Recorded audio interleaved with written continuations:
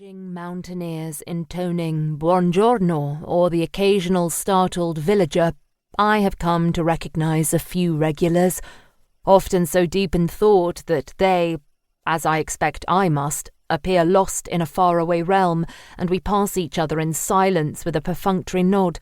I try not to imagine the version of me they see, all matted fabric and dirt and ill-concealed truculence, and march on, the hard ground crunching beneath me like gravel. At the tops of the steps the paths widen out, and it becomes once again easy to disappear into the forest without encountering anyone, a moment that fills me each day with immense relief. At this stage, the adrenaline has started to kick in, overpowering the soreness in my legs and the stiffness in my joints, and as I make my way off the path and weave through the overgrown thicket, my thoughts at last begin to disperse.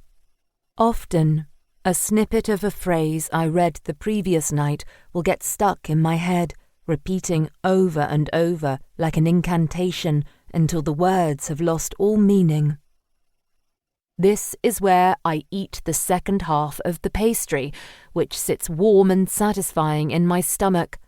I can feel it become fuel almost instantly as it descends, replenishing the energy I have used during the morning's climb.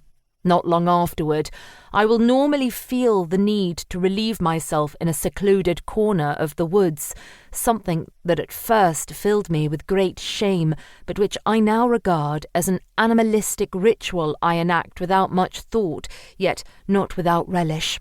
I clean myself with paper I have brought with me. If I run out, I have learned which leaves to use and which to avoid. The dangers latent in the mountain, at first masked by its majestic grandeur, have slowly revealed themselves to me.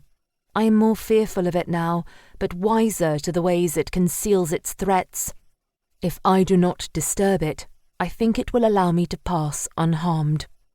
As I proceed up through the forest, I try not to retread my steps, each day tracking a new pathway through the undergrowth, but time and time again I find myself heading to one of 3 endpoints I have come to favour.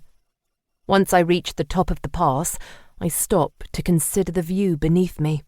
Sometimes I gaze over the peaks, the trees, the lake in the distance, the gossamer clouds billowing out in bruises of blue and pink, purple and gold, the horizon a clear gleam like a lamp shining behind a pale yellow veil, branches snaking in front of it like the centerpiece of a stained glass window, and the view fills me with awe, with the sense of being fully alive, and as though the beauty in the world might, after all, make up for its endless disappointments. Once or twice, the sight has left me lost for words, breathless, as though I might be approaching something meaningful but just out of reach.